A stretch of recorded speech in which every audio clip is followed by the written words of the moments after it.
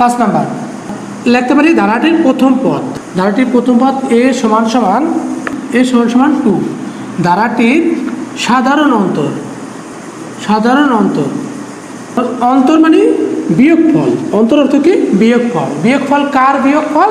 পদের বিয়োগফল, পদের বিয়োগফল।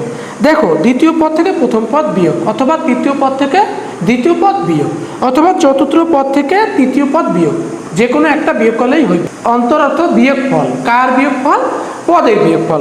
পদ আছে, দ্বিতীয় পদ আছে -5, দ্বিতীয় পদ থেকে প্রথম পদ বিয়োগ, প্রথম পদ আছে 2, এই 2 মাইনাসে মাইনাসে প্লাস সাইন নেবে মাইনাসে, মাইনাসে মাইনাসে প্লাস সাইন নেবে মাইনাস। ধারাটির 12তম পদ, তাহলে আমরা লিখতে পারি ধারাটির 12তম পদ আমার দেওয়া আছে কি? ধারাটির 12তম পদ। পদ সংখ্যার সূত্র, পদ সংখ্যার সূত্র দেখো কি হইবে?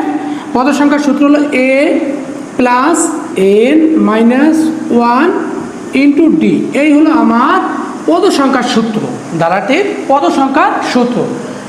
সূত্র হলো দুইটা, পদ সংখ্যার সূত্র আর হলো সমষ্টি সূত্র। পদ সংখ্যার সূত্র আর একটা সমষ্টি সূত্র। আমরা পদ সংখ্যার সূত্রটি লিখলাম। আমার চাইছে ধারাটির 12তম পদ, পদ সংখ্যার সূত্র, তাহলে লিখলাম পদ সংখ্যার সূত্র a plus n minus 1 into D.